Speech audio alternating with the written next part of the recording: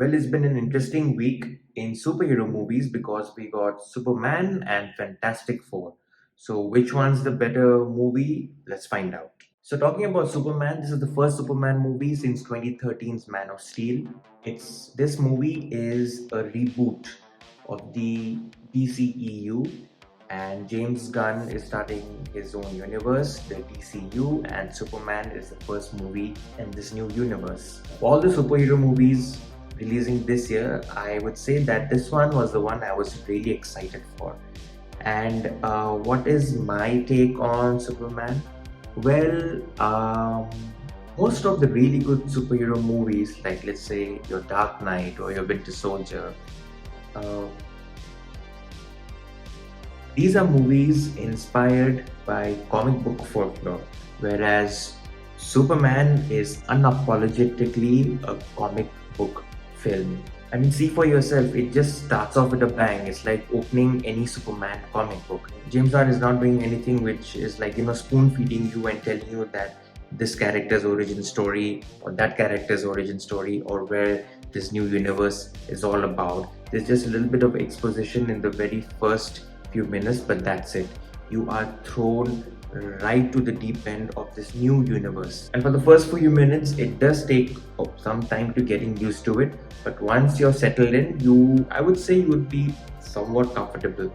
A lot is riding on this film because the future of DCU depends on this, and Superman is basically the prime mover for this universe. But I can tell you something, that this movie, James Gunn understands Superman much better than Zack Snyder does. I understand the deconstructionist outlook towards understanding Superman, but I think right now the world needed a very hopeful Superman, a very naive Superman with a sense of childlike wonder about him, his sense of morality being very absolute.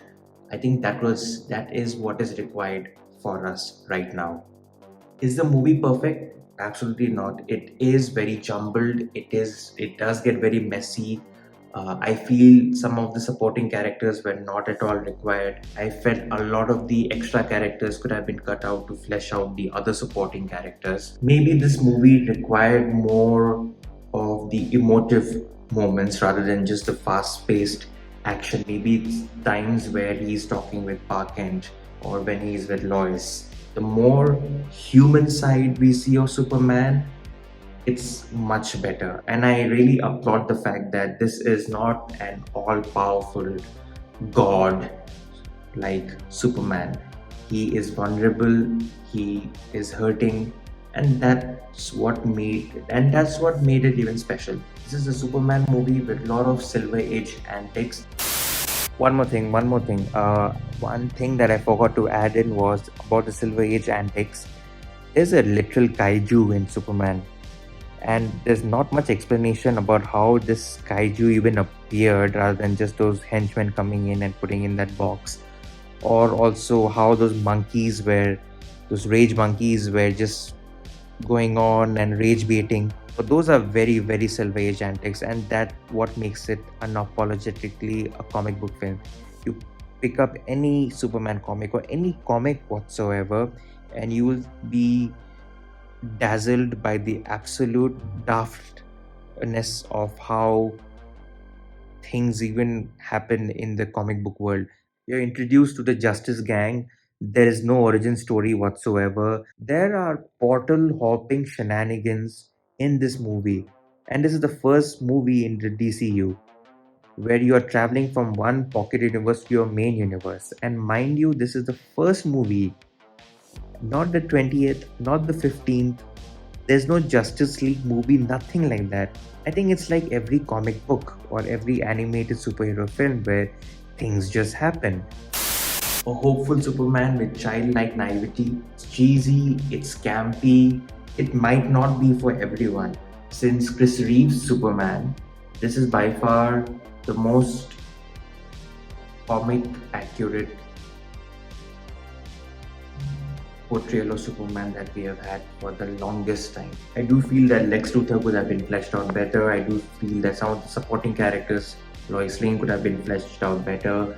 Mr. Terrific was just there to look good. I mean, he had a scene-stealing moments, but if I compare this with Guardians of Galaxy, there were a lot of poignant moments with each of these characters, which made them even more vulnerable, which made them even more special. But the rush aspect of this movie sacrificed a lot of this emotive beats. The biggest takeaway from this movie is that kindness is the new punk rock. Why? Because in a world where kindness is seen as something which is not very cool per se, Superman is out there just being nice to everyone, just doing the right thing. And for me, that is Superman. Read Superman Peace on Earth. You would truly understand what I mean. And do read Superman versus the Elite on why Superman prefers to be what he is right now. Talking about Fantastic Four, it's been like what 10 years since the last Fantastic Four film, and 10 more years before that we had the 2005 Fantastic Four film. What do I think of Fantastic Four?